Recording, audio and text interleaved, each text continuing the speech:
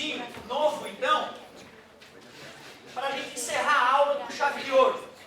O negócio é o seguinte: como foi dito na aula passada, quando dois corpos vão se chocar, o choque ou a colisão tem fases, né?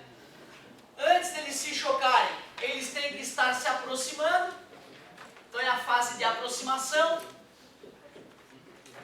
Eles vão ter que se encostar, que é onde o choque começou. Esses corpos vão se deformar durante a colisão, só que depois eles vão voltar ao formato que eles tinham, ou pelo menos quase ao formato original. E só depois que eles retomam parte do formato original, é que eles começam a se afastar.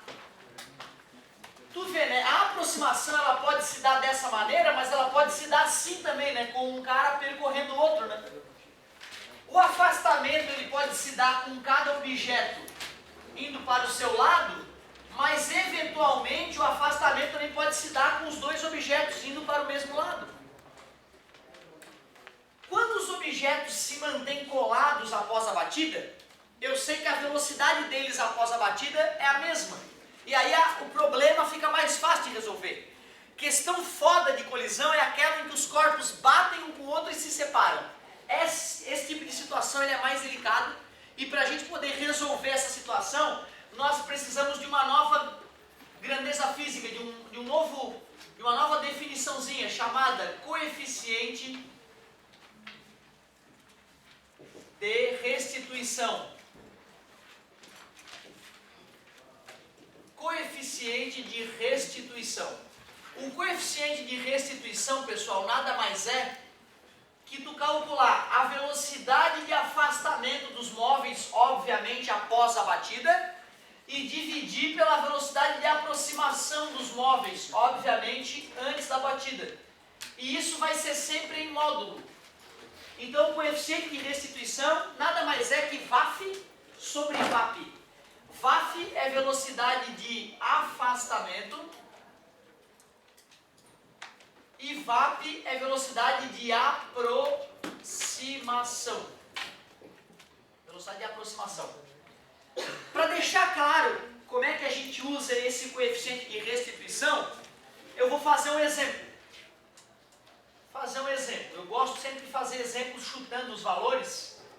Nem sempre os resultados são os mais legais, mas a gente faz uma questão bem genérica aí, então.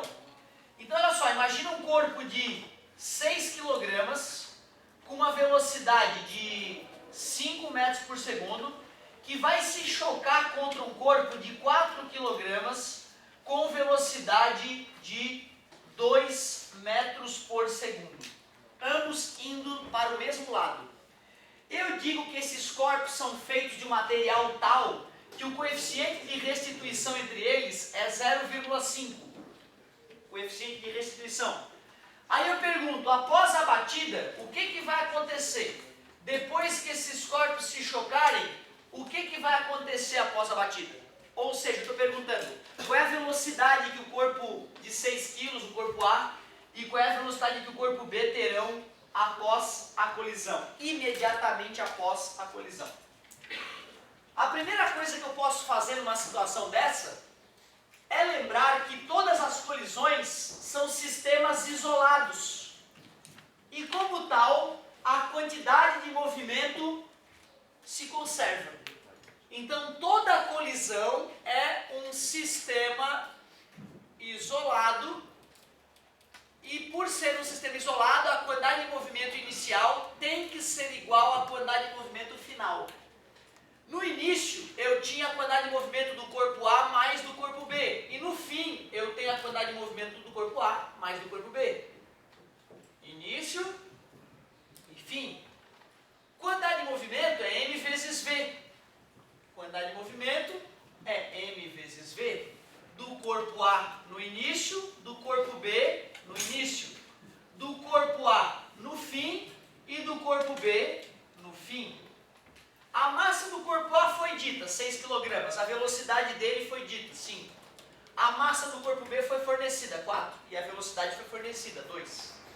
A massa do corpo A após a batida não falou que ele se despedaçou ou algo do tipo, então eu vou manter a mesma massa. O mesmo aconteceu com o corpo B, ele continuou do jeito que ele era, não perdeu massa.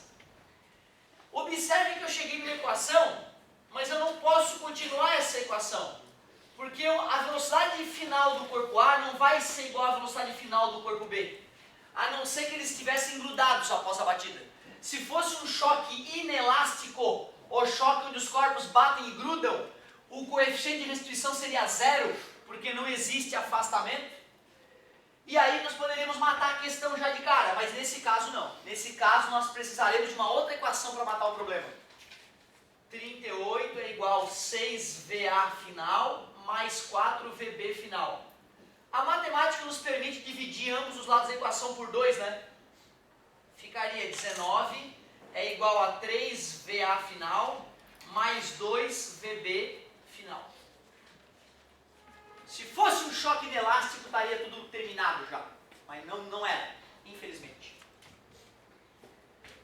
Para resolver, então, sistemas desse tipo, eu vou ter que lançar a mão dessa nova grandeza que eu acabei de apresentar, coeficiente de restituição.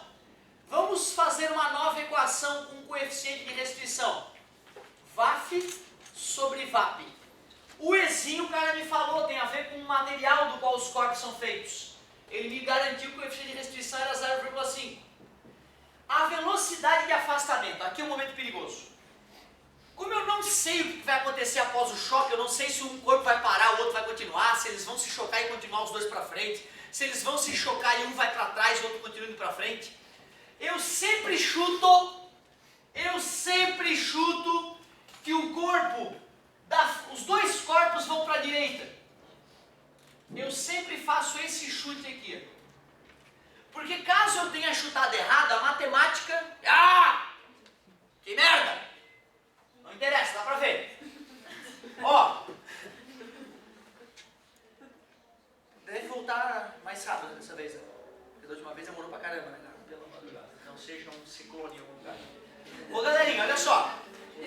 Eu estou sempre após o choque, eu tenho a política de chutar que os corpos vão ambos para o mesmo lado, para a direita. Assim, como é que eu calcularia a velocidade de afastamento deles, pessoal?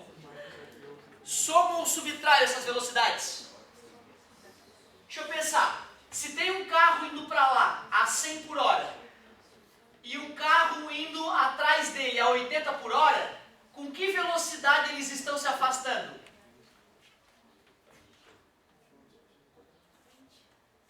O que eu faço com essas velocidades para calcular a velocidade de afastamento? Isso é uma menos a outra. E eu sempre, para que eles estejam se afastando, esse cara tem que ter mais rápido que esse, né? Concorda comigo? Por isso que a velocidade de afastamento vai ser B final menos velocidade de A final. E qual era a velocidade de aproximação, gente? 3. Resumindo, quando os corpos estão indo para o mesmo sentido, para calcular a velocidade de aproximação e de afastamento, a gente subtrai as velocidades em módulo.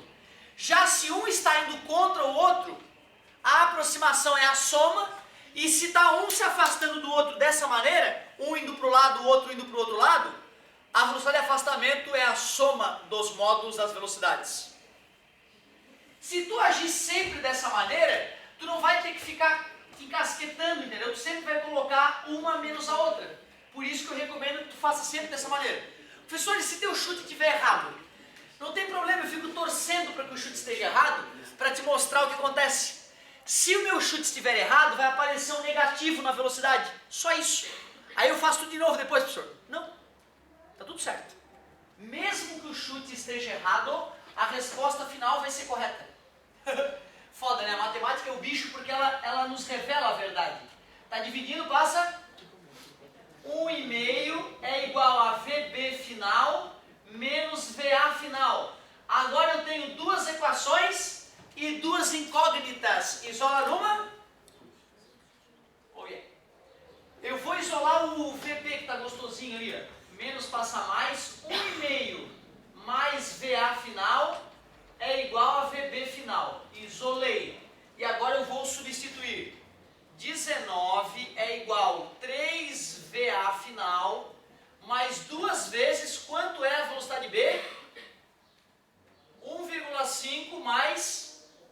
a velocidade A. Concorda comigo? Agora é matemática básica, acabou a física. 3 velocidade A final, mais 2 vezes 1,5, 3. 2 vezes VA final, 2 VA final. Mais passa menos, vai ficar 19 menos 3 é igual 3 VA mais 2 VA, 5 velocidade A final. 19 menos 3 dá 16, o 5 está multiplicando, passa dividindo. Assim eu descobri que a velocidade do corpo A logo após a batida ficou 15 para 5 dá 3 e 1 para 5 dá 0,2. Então ficou 3,2 metros por segundo. E aí para achar a velocidade do corpo B é só voltar na equação. Velocidade do corpo B no fim, 1,5 mais 3,2, 4,7 metros por segundo. Achei a velocidade dos corpos logo após a batida. Chatinho, né? Eu confesso, mas assim, vamos pensar positivo. Essa é a pior que pode nos aparecer de colisão. A parte inicial não mudou nada, confessem.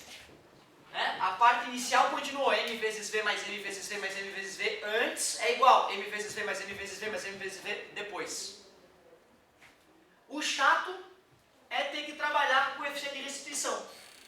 Porém, use essa dica que eu te dei. Após o choque, considere que os corpos vão para o mesmo lado. Assim, a velocidade de afastamento sempre será uma menos a outra. E aí pronto. Assim tu vai matar a questãozinha sem maiores problemas. Pois não. Mas uma prova me dizia o seguinte: 2 carros, um com 72, outro com 35. Só que um estava indo para o norte e o outro estava indo na mesma posição, mas do sul. Sentidos opostos. E eles se chocaram. Para que lado eles vão? Ótimo. Como é que eu Ótimo. faço isso? Muito boa a tua pergunta. Olha só, vamos colocar essa tua questão já ambientada com essa nossa nova matéria. Eu não sei se ele falou das massas dos carros. Tá? Vamos considerar que os carros têm... Vamos chutar umas massas para os carros? Só para a gente poder ambientar a situação. Um deles estava com 72 km por hora, eu já vou converter para 20 metros por segundo. Certo? E vou dizer que é o carro mais levinho, com 800 kg. O outro carro vinha a 36 km por hora, mais lentamente, no sentido oposto.